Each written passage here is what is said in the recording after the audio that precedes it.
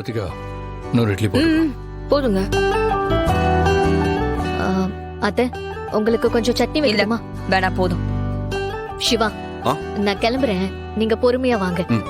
சரி.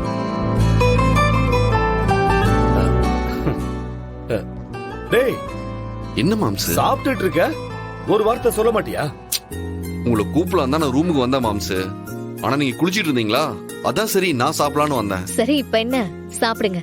ஐயோ, எனக்கு வேணாம்மா. ஏன்? நான் இந்த வீட்ல எல்லாம் சாப்பிட மாட்டேன்.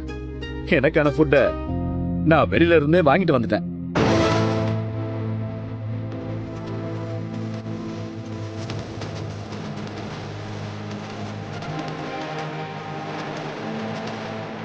என்ன மாம்ஸ், வெளியிருந்து வாங்கிட்டு வந்திருக்கீங்க? இந்த வீட்ல சாப்பிடறதுக்கு உங்களுக்கு என்ன? சிவா, இந்த வீட்ல இருக்கிறவங்களுக்கு என்ன பார்த்தாலே ஆகாது. சோ எப்ப என்ன வேணாலும் நடக்கலாம்ல. நான் சாப்பிடுற சாப்பாட்டுல விஷம் கூட. அண்ணே, நான் தான் சமைச்சேன். எல்லாரும் இந்த சாப்பாட்டு தானே சாப்பிடுறாங்க. நீ சமைச்சது ஓகேதாமா, இருந்தாலும் என்ன எங்களை எல்லாம் பார்த்தா சாப்பாட்டுல விஷம் வைக்கிற மாதிரி தெரியுதா உனக்கு?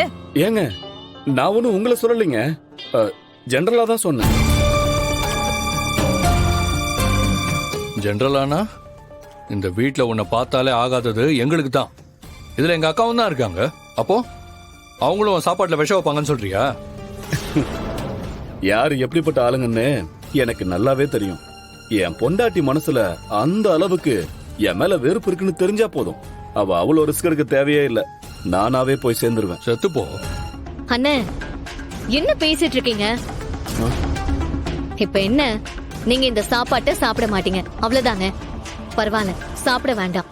நீங்க கொண்டு வந்ததையே சாப்பிடுங்க.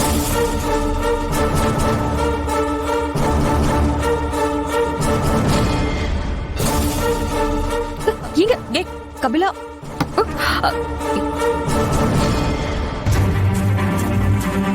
நாங்க எல்லாம் ஆகாதவங்க, இந்த குடும்பமும் வேணாம். ஆனா இந்த குடும்பத்து பொண்ணு மட்டும் வேணுமா?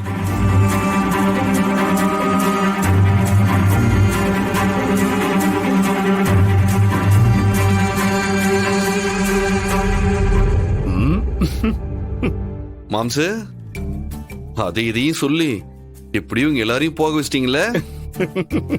ஏன்?